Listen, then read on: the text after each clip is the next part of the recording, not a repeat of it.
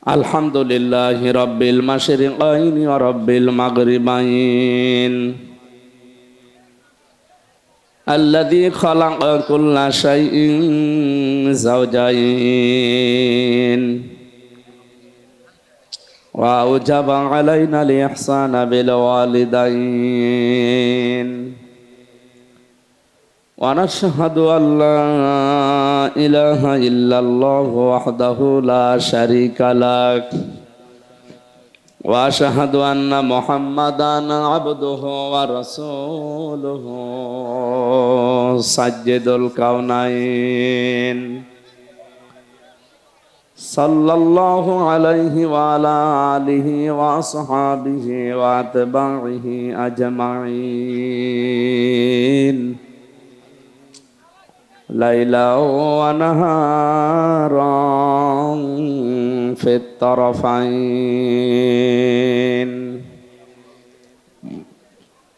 faqad qala Allah ta'ala fi kalamihil majid wa burhanihit tauhid a'udzu billahi minasy syaithanir rajim.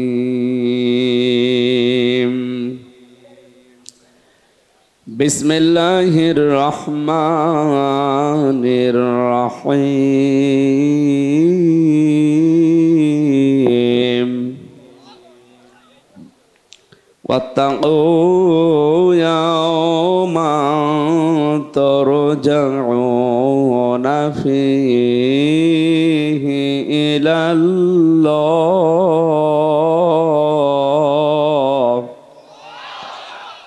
thumma tuwaffa kullu nafsin ma kasabat wa hum la yuzlamun.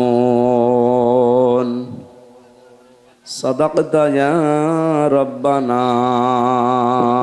Allahumma salli ala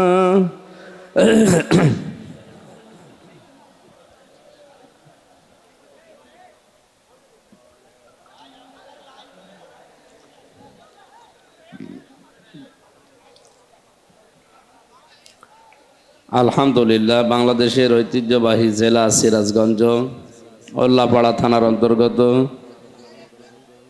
সেলাই বলো না, কথা বন্ধ করো। দাঁড়িয়ে থাকতে নিষেধ করছে কিনা? কথা বন্ধ করো। বর্ধনগাছা ফুটবল খেলার মাঠে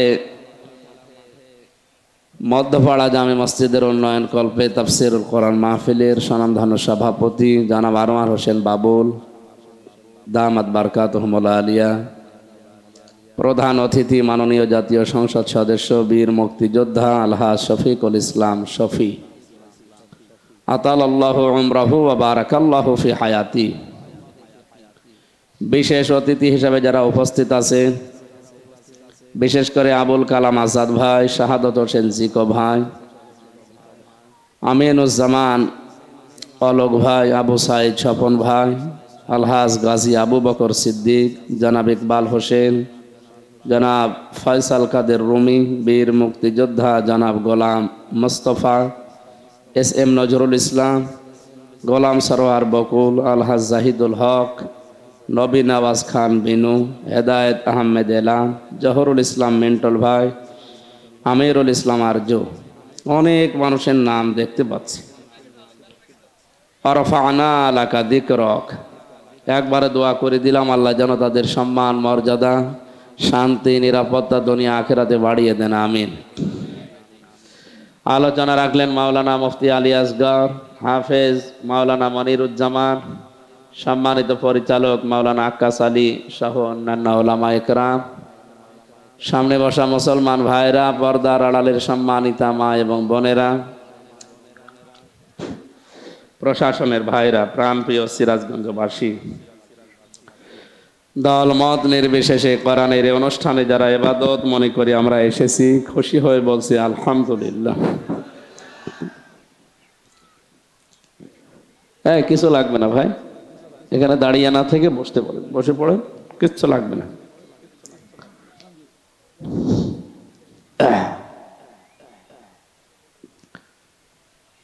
এটা যে এখন ইবাদত চলছে, আমাদের সন্দেহ আছে না? কোরআনে কারিম নাজিল হওয়ার পর থেকে আজ পর্যন্ত যারা শুনেছে, ইকো বন্ধ করে দিন। কিয়ামত পর্যন্ত যারা কোরআন শুনবে, শ্রোতা 3 ভাগে বিভক্ত হয়ে গেছে, যাবে। 1 নম্বরে কোরআন শোনার পরেই নবীজির মুখ থেকে এটা বের হওয়ার পরে বাধা দিয়েছিল, এখন আর বাধা মাধা হয় না, ভালো।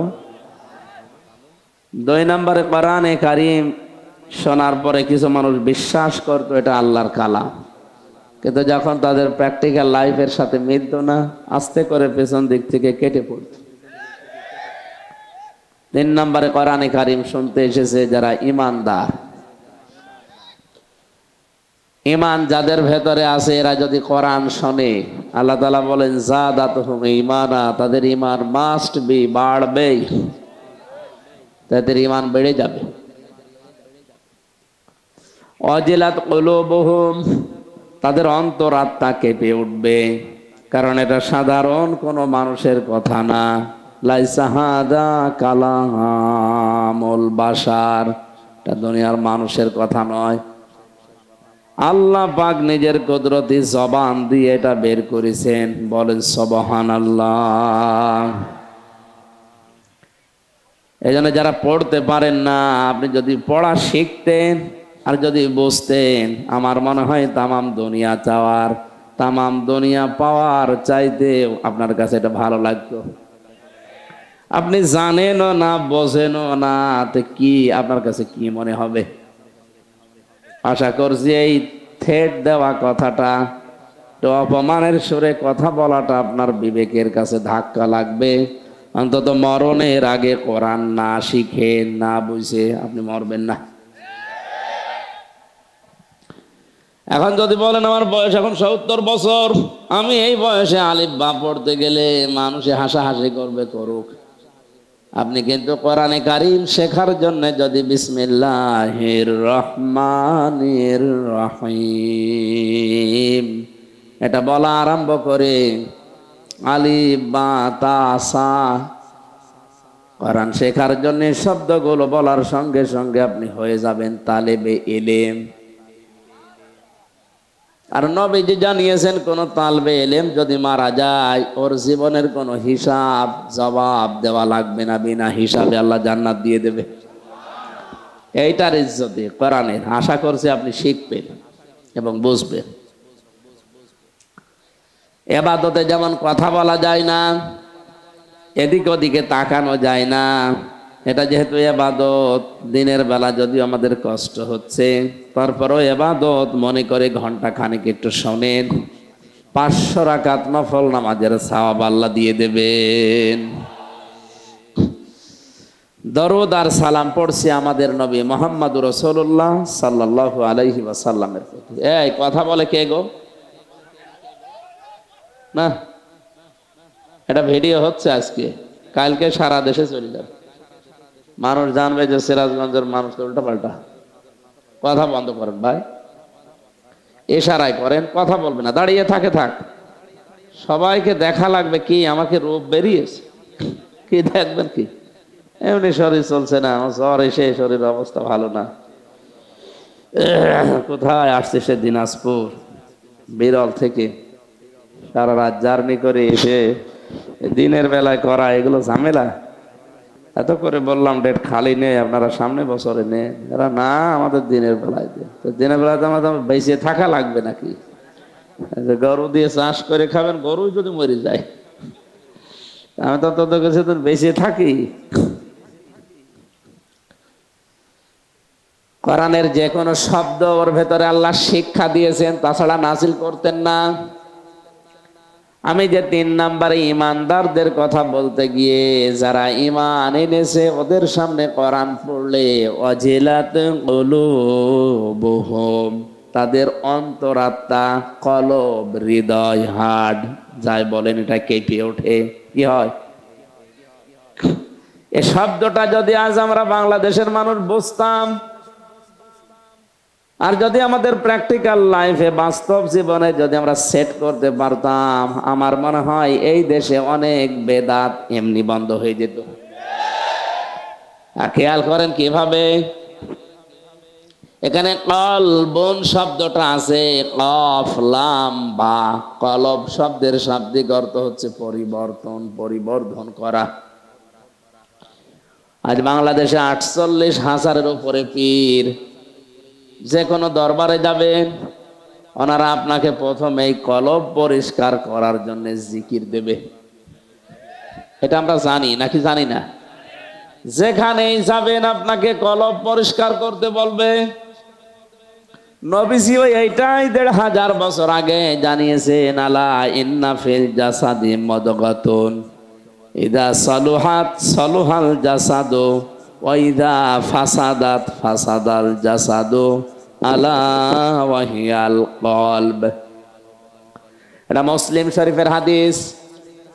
আল্লাহর নবী বলেন, জেনে রাখো প্রতিটি মানুষের শরীরের ভেতরে একটা গোশতের টুকরা আছে। এখানে যারা আলেম আছে তাদেরকে বলছি, আলা ইন্না ফিল জাসাদি, অবশ্যই মানুষের শরীরের ভেতরে, শরীর মানে নবীজি কিন্তু বলেন না আলা ইন্না ফিস সাদরি, যে মানুষের বুকের ভেতরে বা মাথার ভেতরে, পেটের ভেতরে, এ কথা আছে হাদিসে? নেই। আছে হচ্ছে আলা ইন্না ফিল জাসাদি, মানুষের এই 3.5 হাত বডির ভেতরে যে কোনো জায়গায় গোশতের টুকরাটা আছে। এটা যখন ভালো হয়ে যায় পুরা মানুষটা ভালো হয়ে যায়, আর এটা যখন খারাপ হয়ে যায়, নষ্ট হয়ে যায়, পুরা মানুষটাই খারাপ হয়ে যায়। শেষ কথা হাদিসের, আলা ওয়াহিয়াল কলব, উম্মতেরা জেনে রাখো ওইটার নাম কলব। নাম কি? আরো জোরে বলেন। এখান থেকে পীর সাহেবরা দলিল নিয়েছে, মানুষের কলব পরিষ্কার যদি না হয় লোকটা ভালো হবে না। এজন্য কলব পরিষ্কার করার জন্য আল্লাহর জিকিরের চাইতে বড় মাধ্যম আর নেই, বড় ঔষধও নেই। আল্লাহ রাব্বুল আলামিন বলেন, আলা বিযিকরিল্লাহি তাতমাইন্নুল কুলুব। জেনে রাখো মানুষের অন্তরকে যদি প্রশান্ত করতে চাও, যদি নীরব করে দিতে চাও, শান্তি দিতে চাও, আল্লাহর জিকির ছাড়া অন্য কোনো ঔষধ নেই। এ জিকির কোরআনও হতে পারে, জিকির নামাজও হতে পারে, জিকির আল্লাহর আইনও হতে পারে, জিকির আল্লাহর স্মরণও হতে পারে। এখানে জিকির মানে আমরা বেশিরভাগ মানুষ জানি সুবহানাল্লাহ, আলহামদুলিল্লাহ, লা ইলাহা ইল্লাল্লাহ, আল্লাহু আকবার। এগুলো জিকির। এগুলো কি বলেন বলেন? পীর সাহেবেরা এই কাজটা কাজে লাগিয়ে মানুষকে বলছে কলব পরিষ্কার করো। জিকির ছাড়া যেহেতু পরিষ্কার করা সম্ভব নয়, এই জন্য আপনি ধাক্কা মারবেন, কলব আছে কোথায়? ওনারা নির্দেশ দিয়েছে বাম স্তনের 2 আঙ্গুল নিচে যে গোশতের টুকরা আছে এইটার নাম কলব। এইটা যত জোরে ধাক্কা মারবেন পরিষ্কার হবে। আমি শিক্ষিত মানুষদেরকে বলছি, আল্লাহ পাক এখানে কলবের যে কথা দিয়েছেন, তাদের কলব কেঁপে ওঠে।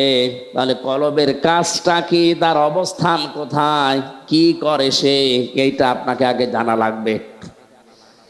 সূরা আরাফ 9 নম্বর পারার 13 নম্বর পৃষ্ঠার 4 নম্বর লাইনের 180 নম্বর আয়াতে, 79 নম্বর আয়াত, দ্বিতীয় অংশে আছে এটা, লাহুম কুলুবুল লা ইয়াফকাহুনা বিহা। আল্লাহ পাক বলেন তাদের কলব আছে, হৃদয় আছে, কিন্তু এরা বোঝে না, চিন্তা করে না। দুনিয়ার সব কিছু চিন্তা করছে, আমি আল্লাহর কোরআন নিয়ে কোনো চিন্তা নেই।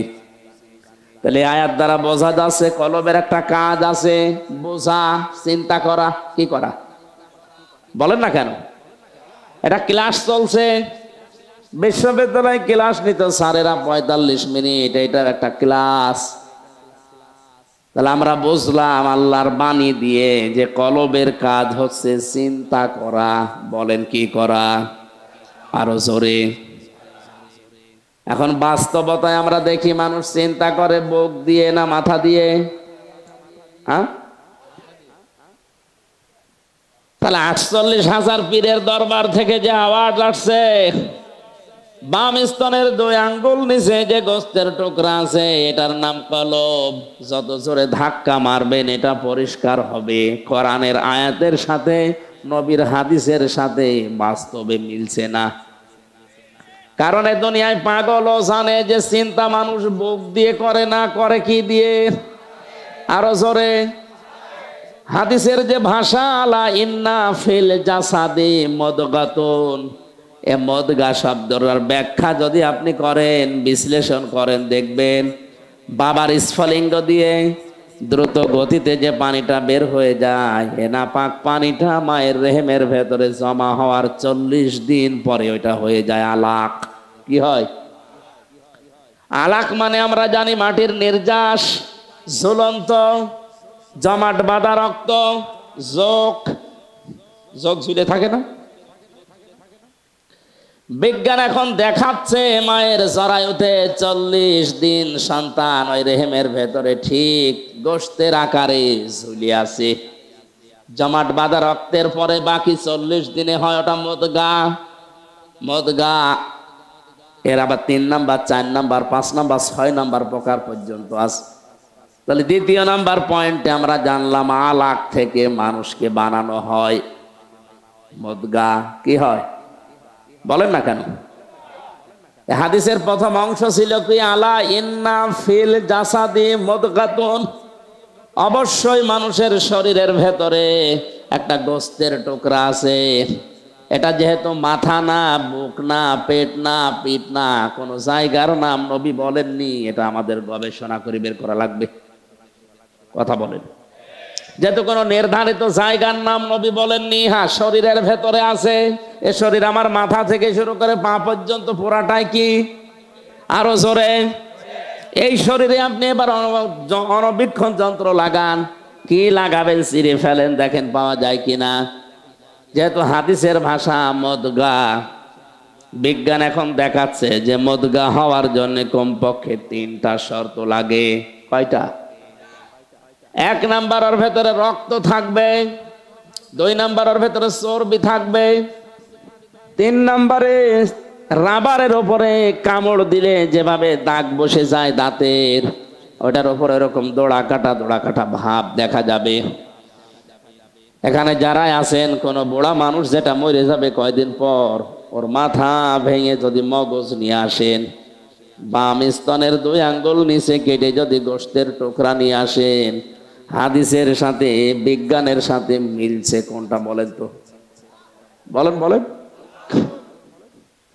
মাথার মগজটা নিয়ে এসে দেখবেন ওর ভেতরে দোড়া কাটা ভাব পাওয়া যায়, ওর ভেতরে রক্ত পাওয়া যায়, চর্বি পাওয়া যায়। বুকের নিচে যেটা আছে, হ্যাঁ এর ভেতরে হয়তো রক্ত পাবেন, চর্বি পাবেন, দোড়া কাটা ভাব নেই। আর পাগলও এদেশে জানবে, এ দুনিয়ায় কেউ বুক দিয়ে চিন্তা করে না, সবাই চিন্তা করে মাথা দিয়ে। নবীজি যে বললেন ওই গোস্তের টুকরা ভালো হয়ে গেলে পুরা মানুষ ভালো হয়ে যাবে, আর খারাপ হয়ে গেলে মানুষ খারাপ হয়ে যাবে, বোঝা যাচ্ছে মানুষের মাথা ভালো থাকলে মানুষটা ঘুষ খায় না। মানুষের মাথা পরিষ্কার থাকলে মানুষ জেনা করে না। আর আপনি সাবান দিয়ে আচ্ছা করে বুক ধুইলেন, পরিষ্কার করে ফেললেন, জেনা করবে না? এক কথা বলেন না কেন? আপনি চিন্তা করেছেন এই কথার লোড কত, ওজন কত? এ বাংলাদেশ, ভারত, পাকিস্তান, এই 3টা দেশে হাজার হাজার লক্ষ লক্ষ পীরের নাম নিয়ে এরা মানুষকে ধোঁকা দিয়ে বোকা বানিয়ে নিজেদের দরবার টিকিয়ে রাখার জন্য কলম পরিষ্কারের নামে শুধু বুক ব্যথা করছে, হো হো করে। আরে ভাই, জিনিস তো ওখানে নেই। কারণ বুক দিয়ে মানুষ চিন্তা করে না, আর এটা ভালো হলে মানুষ ভালো হয় না, ভালো হওয়া লাগবে এইটা। এখন যারা এই ব্যবসায় নিয়োজিত, ওরা আমারে ভালো বলবে, ওরা বলবে আমার ব্যবসা গেল। একবার ঝিনাইদহ এক মাহফিলে পীরের দরবার, আমি জানতাম না, আমারে নিয়ে তুলে দিয়েছে, বলছে শিরিকের বিরুদ্ধে কথা বলেন। ওখানে প্রবেশ করেই দেখি পীর সাহেবকে মহিলারা সেজদা দিচ্ছে। মেজাজ গেল খারাপ হয়ে। শিরকের যত প্রকার আছে, শিরিক বিল জাত, শিরিক বিল সিফাত, শিরিক বিল ইখতিয়ারা, শিরিক বিল হুকুক, নাম ধরে ধরে ব্যাখ্যা আরম্ভ করলাম। পীর সাহেব ওখান থেকে বলছে আমার দরবার গেল গেল, তোর দরবার আজকে তুলে দেব। আপনার বিবেকে কি বলেন তো? এই বিষয়টা যদি আজ মানুষ বুঝতে পারে যে জিনিস এখানে নেই, ও আন্দাজে ধাক্কা দিয়ে আমার বুক ব্যথা করাচ্ছে। আমার তো পরিষ্কার করা দরকার, আমার ব্রেন, আমার এই মেধা, আমার এই মগজটা, এইটা পরিষ্কার হলে আমি ভালো হয়ে যাব। কথা বলেন না কেন? এটা পরিষ্কার করার জন্য যেটা দরকার ওইটা দেয় না। এদেশে শত শত বছর আগে যে পীর সাহেবগুলো ইসলাম নিয়ে এসেছিল, তাদের দরবারে মানুষ গেলেই তারা আগে কোরআন তুলে দিত যে আল্লাহর বান্দা এই নাও, তুমি আল্লাহকে পেয়ে যাবা। কিন্তু দুঃখজনক হলেও সত্য, এখন তাদের অনেক উত্তরসূরি যারা পীর নামে আছে, তারা এখন দরবারে গেলে কোরআন দেয় না, বলে জিকির করবি। তাও সে জিকির জাতের জিকির হলে তো হয়, এমন জিকির দিয়েছে। চট্টগ্রামে এক মুরব্বী দেখি লাফাচ্ছে আর জিকির করছে। ডাক দিয়ে বললাম, মুরব্বী এত লাফান? আমারে ধাক্কা দিয়ে ফেলে দিয়ে বলছে, লাফায় মানে জিকির করছে? এত লাফিয়েও তো টেনশনে আছি জান্নাত পাবো কিনা। তুমি বসে বসে জান্নাত পাবা, তাড়াতাড়ি লাফাও। আমারে বলছে লাফাও। আমি শুধু হাসার জন্য বলি নাই, চিন্তা করেন তো, এ কথা যদি কালকেই মিডিয়ার মাধ্যমে সারা দেশে ছড়িয়ে যায়। হ্যাঁ, আলেমদের ভেতরে এটা নিয়ে মতভেদ আছে, কেউ মাথা দিয়েছে, কেউ বুক দিয়েছে, ঠিক আছে, কিন্তু বাস্তবতায় কোরআনে হাদিসে বিজ্ঞানের সাথে মিলছে আমার মাথা। এ কথা ওরা যদি জানে, আর হাজার হাজার যারা মানুষ না বুঝে এতদিন যেত, ওরা তো দরবার ছেড়ে দেবে। বিশ্বাস করেন, ওই মানুষগুলো আমারে আর ভালো বলবে না, তখন বলবে সুর তুলে যে এই আল্লাহর ওলিদের বিরুদ্ধে। আরে ভাই, আল্লাহর ওলি কারা আপনি তো জানেনই না। আলা ইন্না আউলিয়াল্লাহি লা খাউফুন আলাইহিম ওয়ালা হুম ইয়াহজানুন।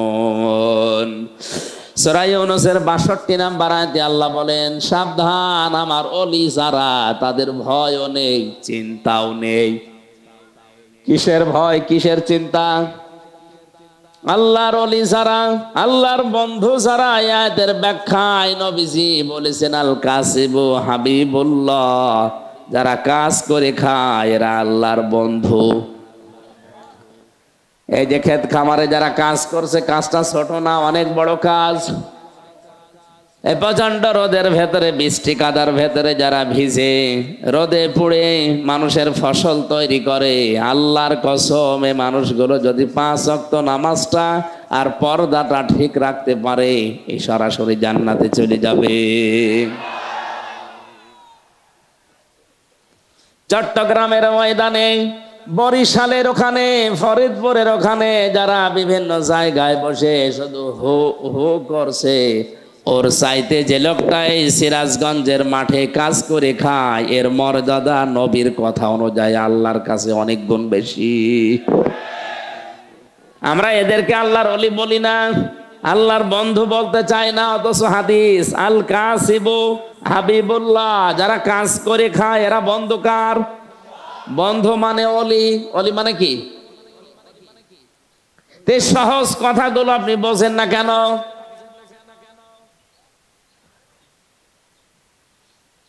পরিষ্কার যাদের কাছে হয়েছে যে ওয়াজিলাত কুলুবুহুম, মানুষের কলবে কাঁপ ধরে, মানুষ চিন্তা ভাবনা করে, উপলব্ধি করতে পারে। ওয়াইদা সামিউ মা উনজিলা ইলার রাসূলি তারা আয়ুনাহুম তাফিদু মিনাদ দামি মিম্মা আরাফু মিনাল হক। এটা সূরা মায়েদার ভেতরে আছে। 7 নাম্বার পারার প্রথম নাম্বার পৃষ্ঠার প্রথম নাম্বার লাইনের 83 নাম্বার আয়াতের প্রথম অংশে পাবেন। আল্লাহ পাক বলেন, হে নবী, আপনার জবান থেকে যখন ওই মানুষগুলো কোরআন শুনবে, কিন্তু যারা উপলব্ধি করতে পারবে, এর মর্ম বাণীগুলো বুঝতে পারবে, আপনি দেখবেন ওই মানুষগুলোর চোখ দিয়ে অজান্তেই পানি গড়িয়ে পড়ছে। কোরআনের আলোচনায় সবার চোখে পানি আসে না, এটা বোঝার মতো যোগ্যতা আপনার থাকা লাগবে। সত্যি যদি আপনি বুঝে থাকেন যে আল্লাহকে বলতে চায় আর আমি কি বুঝি, উপলব্ধি করার যদি মর্ম বাণীগুলো উপলব্ধি করার মতো যোগ্যতা আপনার থাকে, পিটানো লাগবে না, এমনি আপনি কাঁদবেন। এই জন্য ইমানদার যখন কোরআন শোনে ওদের অন্তরাত্মা কেঁপে ওঠে, ওদের ইমান আল্লাহ চাচ্ছিল আরো বাড়িয়ে দেয়।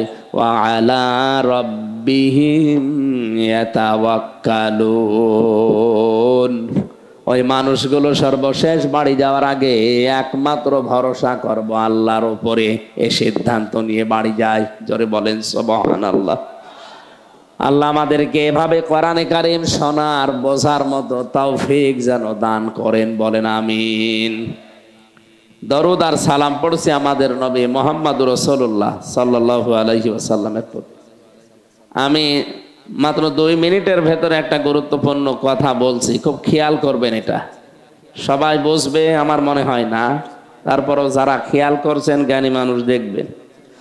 পৃথিবীতে যত ইবাদত বন্দেগী আমরা দেখি, প্রত্যেকটি ইবাদত নষ্ট হওয়ার পেছনে কিছু কারণ আছে। এটা মানেন তো নাকি? অজু করলে অজু ভেঙে যায়, নষ্ট হয়ে যায়, কয় কারণে? 7 কারণে। কয় কারণে? যে 7টা কারণের কথা পাওয়া যায়, ওর একটাও যদি কেউ পায় তার অজু আর থাকবে? বলেন না কেন? ওই অজু দিয়ে নামাজ হবে।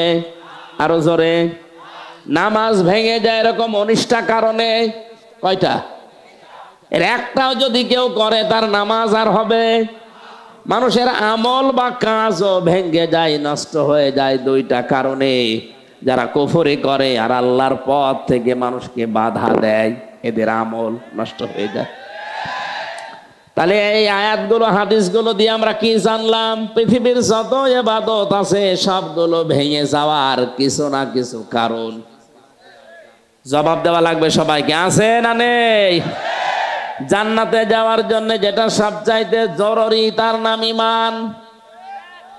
হ্যাঁ, ঈমানও ভেঙে যায়, নষ্ট হয়ে যায় 10টা কারণে। কয় কারণে? স্টেজে যত মানুষ আছে সামনে আসে, যদি একটা একটা করে পরীক্ষা নেওয়া হয় যে 10টা কারণে ঈমান ভেঙে যায়, বলেন তো অধিকাংশ মানুষ ফেল করবে। অথচ ঈমান ভেঙে গেলে ওই ঈমান নিয়ে আর জান্নাতে যাওয়া।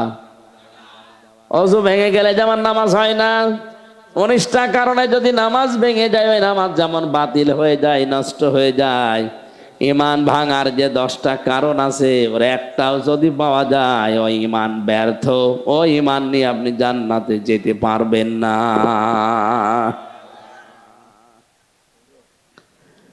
আল্লাহর এক বান্দা বাজারে গিয়ে সদাই করার পরে দোকানদারকে দিয়েছে 100 টাকার নোট। টাকাটা উলট পালট করে দেখে বলছে, না এটা চলে না, নিয়ে যান। এ কথা বলার সঙ্গে সঙ্গে এ লোকটা অজ্ঞান হয়ে গেছে। লোকজন এসে বলছে, আপনি মেরেছেন? দোকানদার বলে, না ভাই, আমি কিচ্ছু করি নাই, শুধু টাকা ফেরত দিয়েছি। টাকা ফেরত দিলে লোকটা অজ্ঞান হবে কোন কারণে? অবশ্যই আপনি কিছু বলেছেন। দোকানদার ভয়ে ভয়ে বলছে, ভাই ওর হুঁশ ফেরান আগে। বাতাস দিয়ে পানি দিয়ে যখন হুঁশ এসেছে, বলছে, আপনি অজ্ঞান হয়ে গেলেন কেন? আল্লাহর এই বুজুর্গ বান্দা বলছে, দেখেন আমি যখন সদাই করার পরে 100 টাকা দিয়েছি, লোকটা টাকা নিয়ে উলট পালট করে বলছে এটা অচল, চলে না।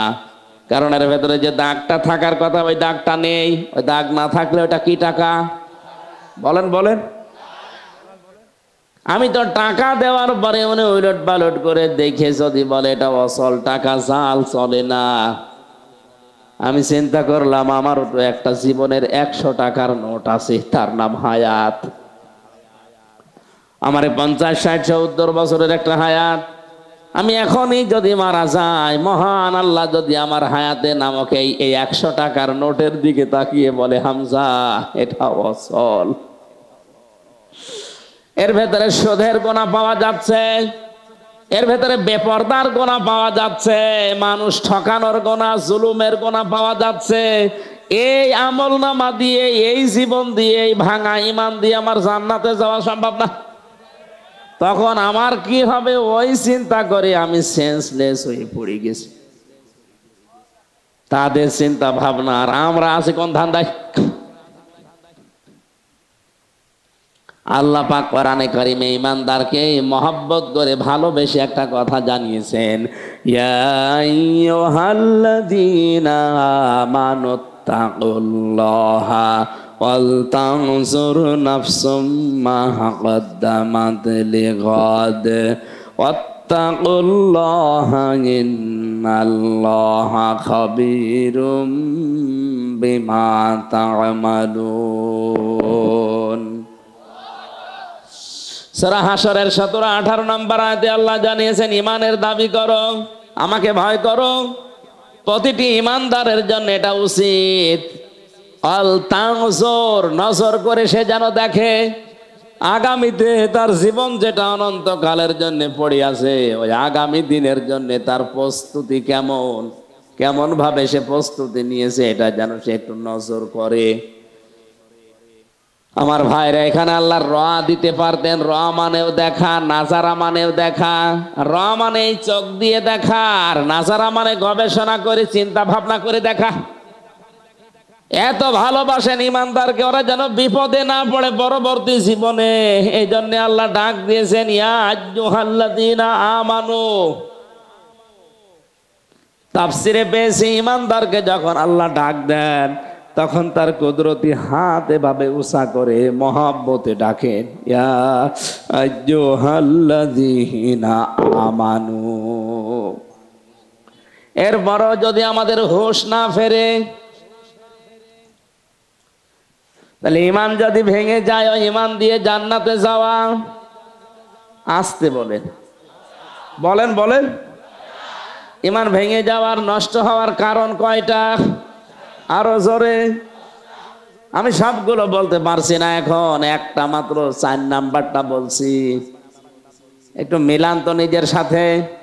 ওই লোকটা যেমন সেন্সলেস হয়ে পড়ে গেছে, আপনারও তো অজ্ঞান হওয়ার কথা। সেও মানুষ, আপনিও মানুষ। ও অজ্ঞান হয়ে যায়, ওর হুঁশ থাকে না, আর আপনার কিছু মনেই হয় না।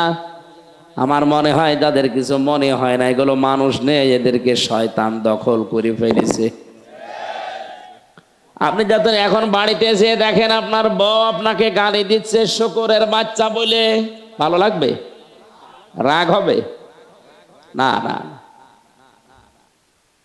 আপনি যদি জ্ঞানী মানুষ হয়ে থাকেন, আপনার রাগ করার কথা না, কারণ আপনি চিন্তা করবেন, যে শিক্ষিতা বউ, ধার্মিক বউ কোনদিন আমার মাথার উপরে মুখ তুলে কথা বলে না মুখে, অথচ আজকে আমারে গালি দিচ্ছে শুয়োরের বাচ্চা বলে, কুকুরের বাচ্চা বলে।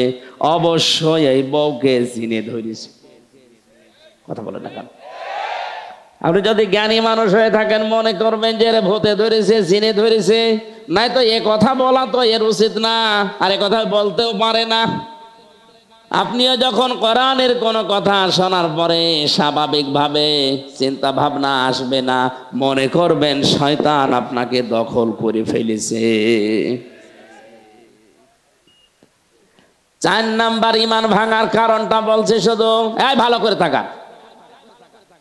4 নাম্বার কারণ, বিশ্ব নবী মুহাম্মদুর রাসূলুল্লাহকে বাদ দিয়ে পৃথিবীর অন্য কাউকে যারা আদর্শ হিসাবে গ্রহণ করে, তাদের ঈমান সঙ্গে সঙ্গে ভেঙে যায়। বাংলাদেশে নেই? কিছুদিন আগে একটা জরিপ পেয়েছিলাম, এদেশের 100 জনের 15 জন মাত্র 100% বিশ্ব নবীকে আদর্শ হিসাবে মানে, বাকি 85 জন লোক অন্য কাউকে মানে।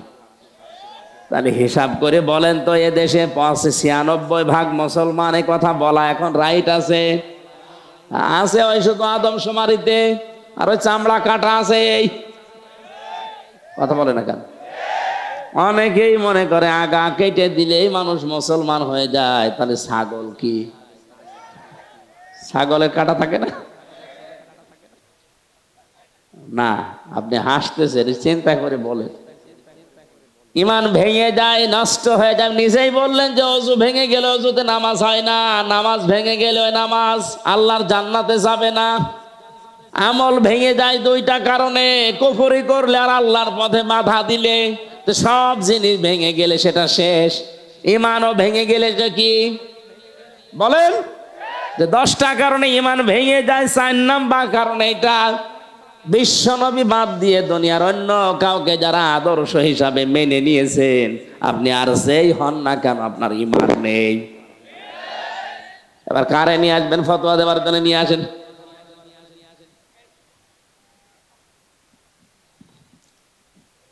সূরা হাসাবের 21 নম্বর আয়াতের ব্যাখ্যা করতে গিয়ে আমি দেখেছি বিশ্ব নবী একটা হাদিস এনেছেন।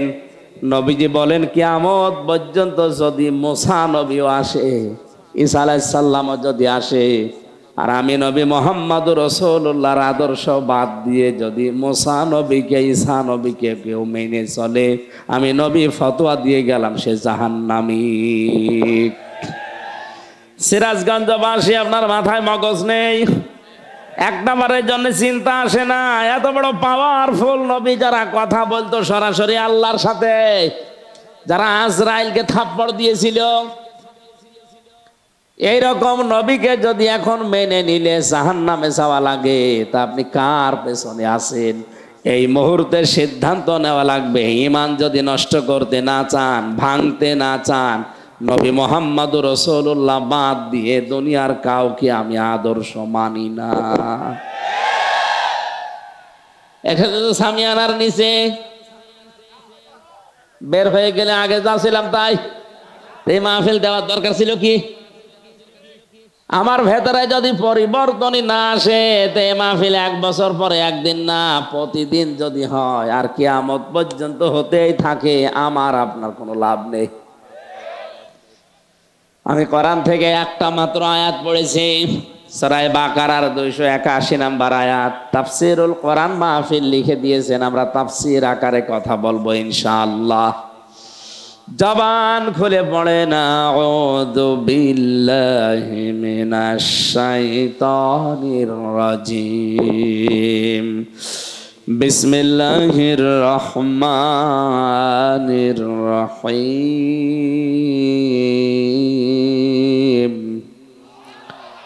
ওয়াত্তাকু ইয়াওমান তুরজাউনা ফীহি ইলাল্লাহ। আল্লাহ পাক বলেন, ভয় করো ওই দিনকে যেদিন সবাই তোমরা ফিরে যাবে আল্লাহর কাছে।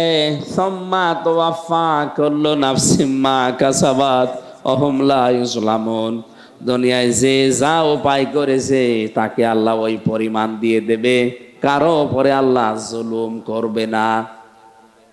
এদের বাংলা অর্থ শোনার পরে অন্তত এতটুকু বুঝেছি যে এটা কিয়ামতের দিনের কথা। কোন দিন? আরো জোরে বলেন। কিয়ামতে আল্লাহ বিচার ব্যবস্থা বসাবেন। এদের শিক্ষা হচ্ছে, কিয়ামতে যখন আল্লাহ বিচার করার জন্য মানুষকে ডাকবেন, প্রতিটি মানুষকে ডাকবেন তার পীর সাহেবের সাথে। কয়েকদিন আগে কে যেন ঘোষণা দিয়েছে যে কিয়ামতে আমার বাবা দান, আমার দাদা যান, আমার এই পীর সাহেব লক্ষ লক্ষ মুরিদ নিয়ে কিয়ামতে উঠবে। কে বলেছে? এটা ডাহা মিথ্যা কথা। কোরআনে কারীম জানিয়েছে, ওয়া কুল্লুহুম আতিহি ইয়াউমাল কিয়ামাতি ফারদা। সূরা মরিয়মের 95 নম্বর আয়াতে আছে, প্রতিটি মানুষকে আল্লাহ কিয়ামতে তার সামনে দাঁড় করাবে, স্রেফ একা একা। কয়জন করি? বলেন বলেন। 5টা প্রশ্নের জবাব দেওয়া ছাড়া কেউ আল্লাহর সামনে থেকে সামনেও যেতে পারবে না, পেছনেও যেতে পারবে না, এক কদম আগাবে না, পেছাবে না, জায়গায় দাঁড়িয়ে থাকবে। এই অবস্থা আমাদের জীবনে আসবে না। এই জন্য এই আয়াত শোনার দরকার নেই।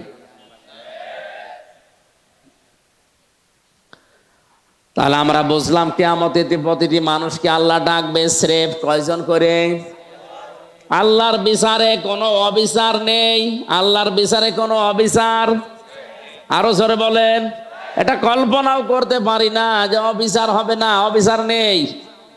2 নম্বরে আল্লাহ পাক যদি ন্যায় বিচার করে কেউ বাঁচবে না, জান্নাত তো দূরের কথা। কথা বলেন না কেন? অনেকের মনে এখন প্রশ্ন আসে যে আল্লাহ অবিচার করবেন না, এটা তো মানলাম, ন্যায় বিচার করলেও কেউ বাঁচবে না, এ আবার কেমন কথা? হ্যাঁ, কেউ যদি ন্যায় বিচার আল্লাহ পাক করে কারো উপরে, ওর জান্নাতে যাওয়া সম্ভব না।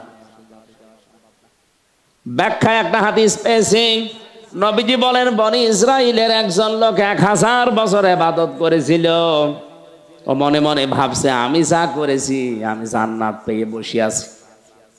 মনের এই ধারণা থেকে ঘুমিয়েছে, ঘুমের ভেতরে স্বপ্ন দেখছে কিয়ামত কায়েম হয়ে গেছে। আল্লাহ তাকে ডাক দিয়ে বলছে, বান্দা তোর উপর আমি খুশি আছি, জান্নাতে চলে যা। লোকটার মনের ভেতরে একটু অহংকার বাসা বেঁধেছে। এত কিছু করলাম, আমার সংবর্ধনা দিল না, মারহাবা ওয়েলকাম কিছুই বলে না, শুধু বলছে বান্দা জান্নাতে চলে যা। একটা কথা হইল। আল্লাহ পাক মনের ভাষা বুঝতে পেরে ডাক দিয়ে বলে, ফেরেশতারা জাহান্নামের যেখানে গরম ওঠে ওই গারামা, ওই জায়গা থেকে ওরে একটু ঘোরা। ওই জায়গায় নিয়ে গেছে, পানির পিপাসায় কলিজা ফেটে যায়, বলে ফেরেশতারা একটু পানি দাও। ফেরেশতা বলছে এটা এমন জায়গা না যে ফ্রি পানি দেওয়া হয়, পানি যদি নিতে চাও 500 বছরের ইবাদত আমাদের দিয়ে দেওয়া লাগবে। বলে দিলাম।